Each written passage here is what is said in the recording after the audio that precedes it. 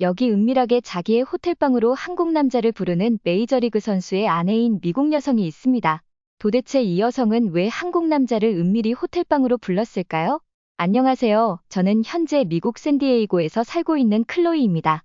원래 저의 고향은 시카고인데 저의 남편이 미국 메이저리그 샌디에이고 구단에서 야구 선수를 하고 있어서 샌디에이고에 와서 살고 있어요.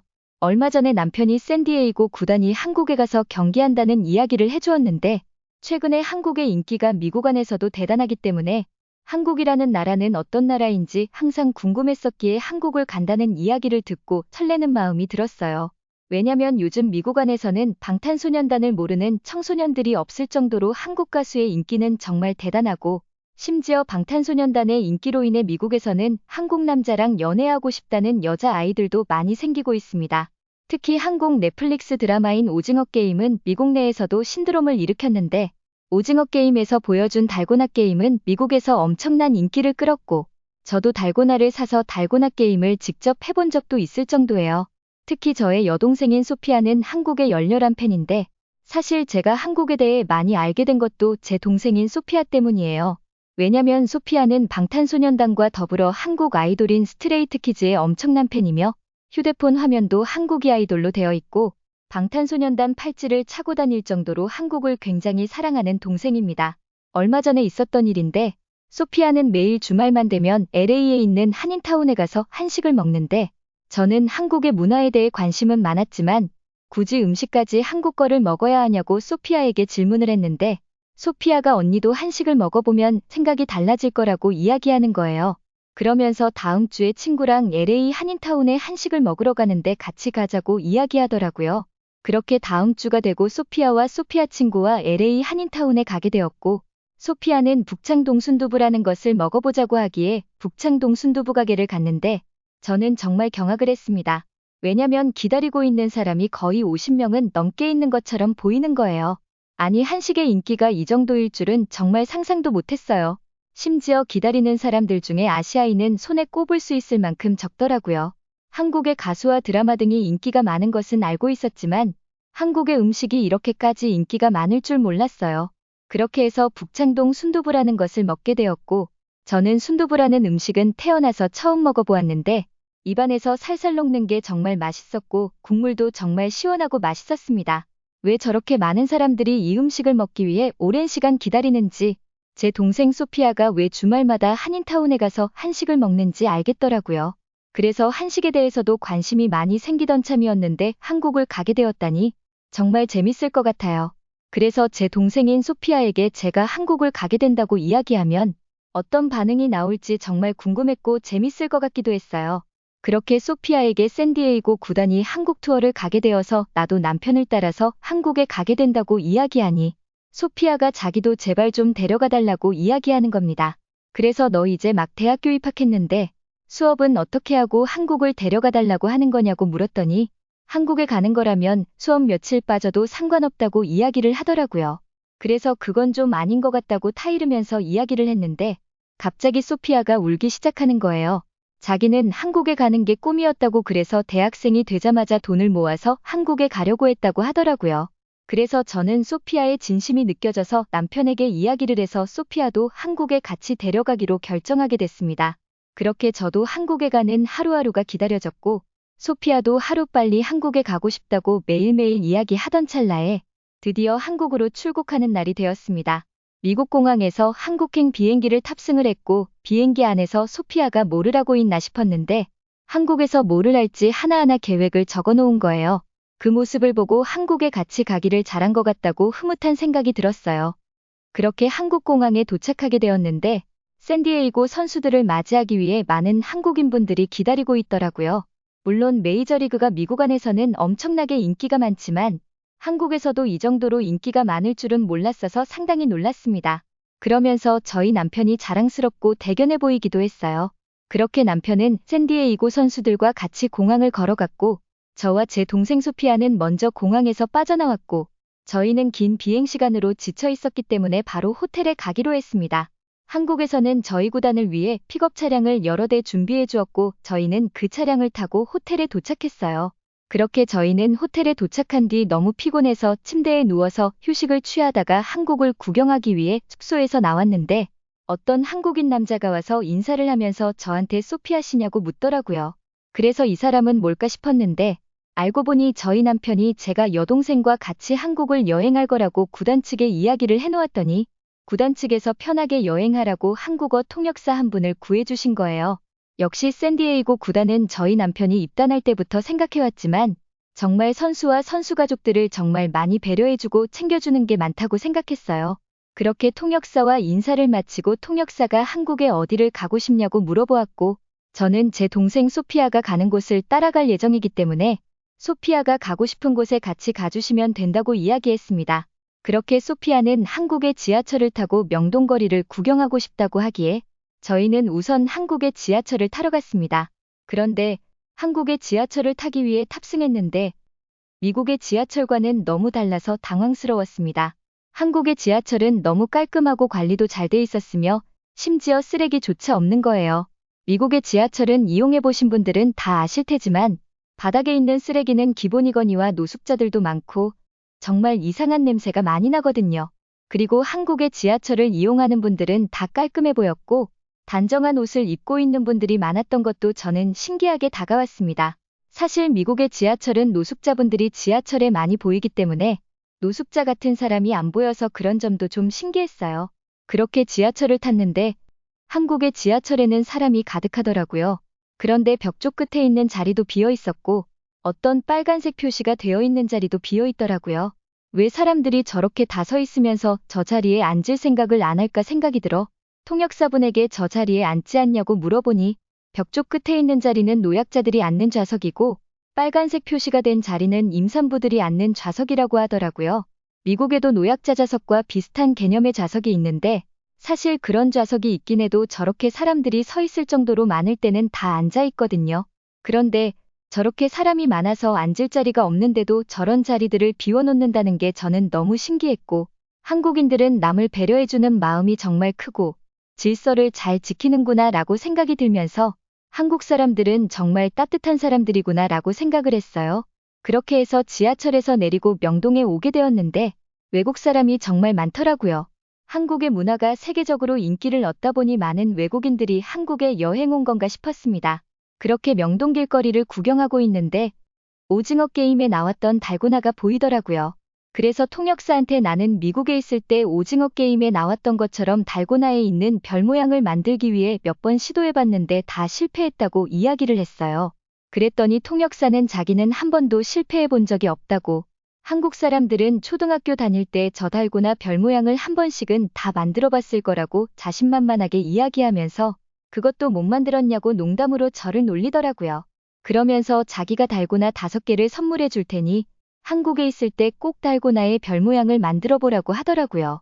그래서 저는 약이 올라서 꼭 달고나 별 모양을 만들어서 나도 할 수 있다는 것을 보여주겠다고 생각을 하고 일단 선물 받은 달고나 5개를 미리 챙겨온 쇼핑백에 넣고 명동 길거리 구경을 했어요. 그렇게 열심히 구경을 하다가 앉아서 쉬고 싶다는 생각이 들어 통역사와 여동생한테 카페에 가서 잠시 휴식을 취하자고 이야기했고 그렇게 저희는 카페에 앉아서 쉬고 있었습니다. 지나가면서 한국인들을 계속 보긴 했지만 뚫어져라 본 적은 없었는데 앉아서 명동 길거리에 한국인들을 뚫어져라 보니깐 한국 남자들은 키도 크고 얼굴도 하얗고 옷도 깔끔하게 잘 입고 다니더라고요. 특히 머리 스타일부터 해서 자기를 가꾼다는 게 보여졌고 왜 한국 남자가 미국에서 인기가 많은지 알겠더라고요. 미국 남자들은 관리를 안 하는 게 진짜 남자라고 생각하는 경우가 많기 때문에 면도 안 하는 건 기본이고 화장품도 안 바르거니와 옷도 정말 대충 입고 다니거든요.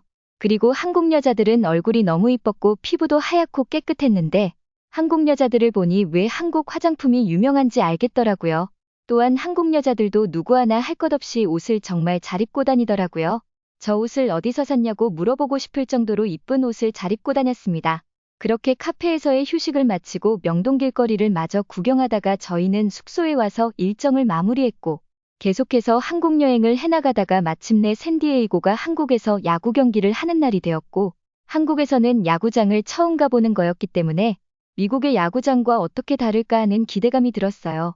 그리고 한국의 야구장에서는 어떤 음식을 팔고 어떤 음식이 인기가 많을까 하는 호기심도 생겼어요. 그렇게 제 동생 소피아와 야구장에서 한국 음식을 사려고 구경을 갔는데 야구장에서 떡볶이와 한국 치킨을 포함해 여러 가지 한국 음식을 파는 거예요.